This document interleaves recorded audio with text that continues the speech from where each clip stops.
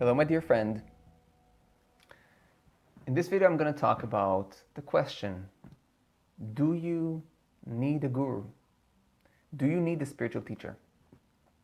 This is a question I get very often from people that come to my meetings. And generally, when I talk to spiritual seekers, it's a prevalent question. And I think nowadays, when individuality is so admired, so appreciated, so overemphasized, this question is even more popular among spiritual seekers, right? So in the past, it was clear that when you want to learn something in depth, especially spirituality, you go to a master. People also went to masters in music, yeah, and masters of martial arts. But nowadays, it seems like people have a harder time accepting that one needs to go to a spiritual master, a spiritual teacher, a sort of expert of any kind. So let's talk about this subject. Let's make some kind of clarity. Let's bring some clarity into this issue, because otherwise, from my perspective, you see, I've been 20 years in the spiritual path by now. Maybe you're going to see this video in a few years and it's going to be already more. Anyhow, by now, about 20 years, 13 of them in a direct guidance of a spiritual teacher. By now, between 7 to 10 years of working with people directly. Yeah. And I've met many people of all ages, of all kinds, and I'll just tell you very honestly my experience, and I've had my times with a teacher, without a teacher, you see, so I know both sides, and frankly speaking, between you and me, 99.9999999 continue, 20 more nines, percent of the people that come to spiritual teachers, people that go into the spiritual journey, will need a spiritual teacher. I'm really serious.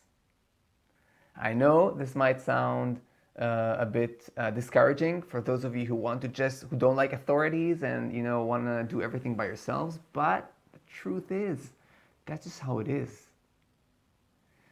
I want to compare it to something that might be more palpable to you or approachable. I mean, if you want to learn computer science, or if you want to learn even music professionally, you would probably go to a teacher. You would probably go to a college, a university, of a certain place where you can actually get in touch with experts in that specific field. So it's very common to do this. It's very obvious. Nobody really argues with this.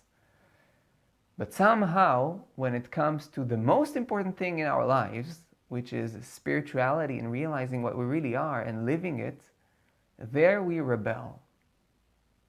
You see, and the rebellion is coming because it's a confusion. You see, we think that because spirituality, in a sense, touches our very sense of self, then we feel that in a way, by accepting a spiritual teacher, we're saying or we're stating to ourselves or to the world that we are less than somebody else, because it kind of hits our sense of worth. And that's the point, you see. The moment you start to confuse the sense of worth with the simple need of guidance, then you're going to be confused. Then you're going to think, okay, what does this person know that I do not know? Or, right, I can also do it by myself. I don't need somebody else to tell me. First of all, it's not true. I mean, be honest. I needed many times people to tell me. I wasn't born with like a manual knowing everything about myself, about life, about spirituality. Do you not need sometimes people to tell you something? To explain to you how to do something? Did you not explain to somebody else in your life how and what to do? Come on, we're all in the same boat. The only problem is that when we think that it affects our self-worth, that asking somebody for help or guidance means we are less worthy, then we're entering a whole zone of confusion that is completely unnecessary. Somebody who is in, let's say, 5th grade and somebody who's in 12th grade, the 12th grader has more understanding than the 5th grader. Does it make the fifth grader less worthy? No. There's no question about worth here. One is more mature and has more experience, and the other one less at the moment. And so it's but natural that the fifth grader is going to ask the help of the 12th grader to guide, to support, to give them some kind of pointers as to how to, work out certain things. Take out the sense of worth from this equation, and then you will realize what a joy it is to actually receive help, receive guidance, proper guidance from an experienced spiritual teacher, somebody who's already deeply awakened and mature in their spirituality. Imagine, it's like a GPS, right? I love to use this metaphor. It's like a GPS. Your spiritual teacher, or a real, authentic spiritual teacher, is like a GPS. You're using GPS all the time when you're walking here or there, and if you're going to tell me you're going to want to, to outsmart me, you're going to say, no, I'm not using cell phones. Okay, you're going to use a map, some sort of a map that gives you direction, right? And why? Because it just makes sense. People have walked this path before you. You're not walking in a new terrain, a new territory, just trying to, find your way all the time.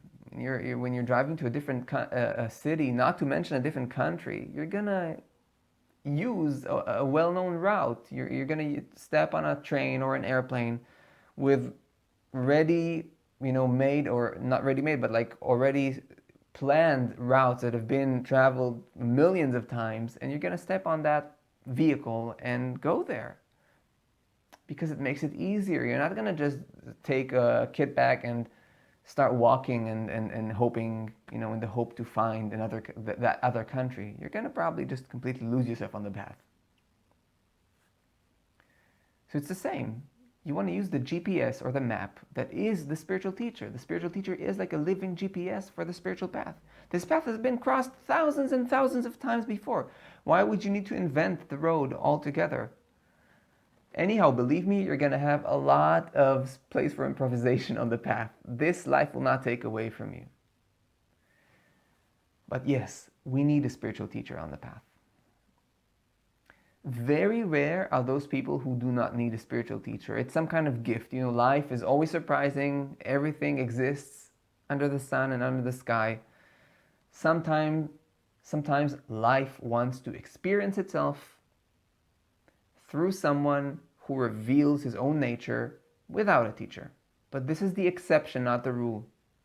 And you have to be really honest and true about this. Don't look at those exceptions, which are like 0.0000020% 101% of the people that are seeking, which is already a tiny percentage of the people alive who actually, awakening happens to them in this way. Don't expect yourself to be that person. It's completely unrealistic, and we want to be realistic. We want to be realistic also when it comes to spiritual awakening, and very much when it comes to spiritual awakening, because it's the most important thing in your life.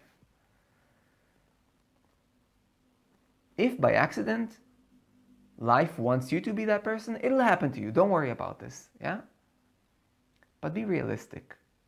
Most of us will need a spiritual teacher, somebody who's seen the pitfalls, who knows the pathways, right? Who crossed the bridges, who crossed the river, who's seen the creatures and the traps and everything. And can simply take us hand in hand, guide us, support us, give us positive, constructive feedback, realign us when we're off track, show us the way like a guiding star. That's my answer to, do you need a guru? Do you need a spiritual teacher? I hope this video helps you, and I hope you understand the real meaning of the place of a spiritual teacher in your own life.